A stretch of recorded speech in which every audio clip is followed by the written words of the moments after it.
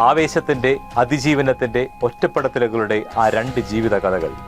K Sudhakaran, G Sudhakaran. ആദ്യം നമുക്ക് K സുധാകരനിലേക്ക് കടക്കാം. കണ്ണൂരിലെ കോൺഗ്രസ് രാഷ്ട്രീയത്തിന്റെ പര്യായം. അദ്ദേഹത്തിന്റെ രാഷ്ട്രീയ ജീവിതം ഒരു സാധാരണ നേതാവിൻ്റെതല്ല, മറിച്ച് ഒരു പോരാളിയുടേതാണ്. മരണം 6 തവണയെങ്കിലും അദ്ദേഹത്തെ മുഖാമുഖം കണ്ടിട്ടുണ്ട്. ബോംബേറുകൾക്കിടയിലൂടെ, കടാരമുനകൾക്കിടയിലൂടെ അദ്ദേഹം നടന്നു നീങ്ങി. ശരീരത്തിൽ തറച്ച ഷെല്ലുകൾ പുറത്തെടുക്കുവാൻ ആഴ്ചകളോളം ആശുപത്രി കിടക്കയിൽ മരണം കാത്തു കിടന്നിട്ടുണ്ട്.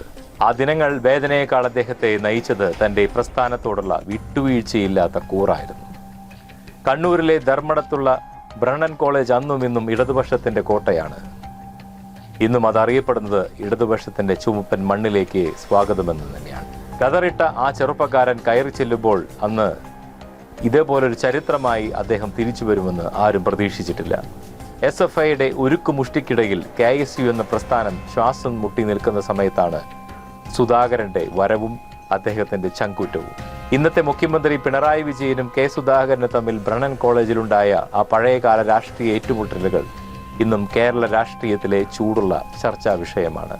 എന്റെ തോളിലൂടെ കൈയിട്ട് പിണറായി നടന്നു വന്ന ആ ഇടനാടികൾ എന്ന സുധാകരൻ പിന്നീട് ഓർത്തെടുക്കുമ്പോൾ അത് വെറും ഒരു സൗഹൃദമല്ല, മറിച്ച് രാഷ്ട്രീയമായ 2 സിംഹങ്ങൾ ഒരേ കാട്ടിൽ ഏറ്റുമുട്ടിയതിന്റെ ചരിത്രമാണ്. കണ്ണൂരിലെ രാഷ്ട്രീയ ഗോതയിൽ സുധാകരൻ വെറും ഒരു നേതാവായിരുന്നില്ല, ഒരു പോരാളിയായിരുന്നു. അദ്ദേഹത്തിന് നേരെ നടന്ന ഓരോ ആക്രമണവും മരണത്തിന് തൊട്ടരികിലൂടെയാണ് കടന്നുപോയത്. ചിമേനി സംഭവം തന്നെ നമുക്ക് ഓർത്തെടുക്കാം. KSU കാലഘട്ടം മുതൽക്കേ അദ്ദേഹത്തിന്റെ കായികമായി ഇല്ലാതാക്കാൻ ശത്രുക്കൾ ഓരോ തവണ ശ്രമിക്കുമ്പോഴും അദ്ദേഹം അതിൽ നിന്നെല്ലാം രക്ഷപ്പെട്ടു പോന്നു. പക്ഷേ ഓരോ പീഡനത്തിന് ശേഷവും അദ്ദേഹം കൂടുതൽ കരുത്തോടെ തിരിച്ചു വന്നു.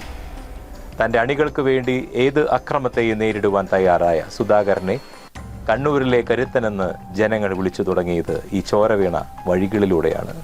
MLA ആയും MP ആയും ഒടുവിൽ വനവകുപ്പ് മന്ത്രിയായും അദ്ദേഹം മാറുമ്പോഴും തന്റെ സ്വതസിദ്ധമായ ശൈലി മാറ്റുവാൻ അദ്ദേഹം തയ്യാറായിരുന്നില്ല. AK ആന്റണി മന്ത്രിസഭയിൽ വനമന്ത്രിയായിരുന്ന കാലത്ത് അദ്ദേഹം എടുത്ത പല തീരുമാനങ്ങളും ഇന്നും ശ്രദ്ധേയമാണ്.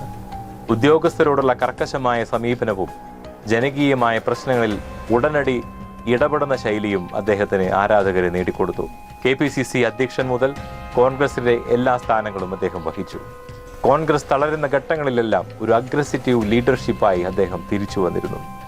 എങ്ങനെയായിരിക്കണം ഒരു നല്ല കോൺഗ്രസ്സുകാരനെന്ന് അദ്ദേഹം കാണിച്ചു തന്നിരുന്നു. ഡൽഹിയിൽ ഹൈക്കമാൻഡിന്റെ മുന്നിലായാലും നിയമസഭയിലായാലും തന്റെ നിലപാടുകൾ വളച്ചുകെട്ടില്ലാതെ പറയുന്ന സുധാകരന്റെ രീതി അത് കണ്ണൂർ മോഡലായി മാറി. കോൺഗ്രസ് പ്രവർത്തകർക്ക് ഒരു സുരക്ഷാ കവചമായി അദ്ദേഹം സ്വയം അങ്ങ് മാറി. അടിക്ക് തിരിച്ചടി എന്ന രാഷ്ട്രീയ ശൈലി കോൺഗ്രസിൽ പരീക്ഷിച്ച അപൂർവ നേതാക്കളിൽ ഒരാളാണ് അദ്ദേഹം.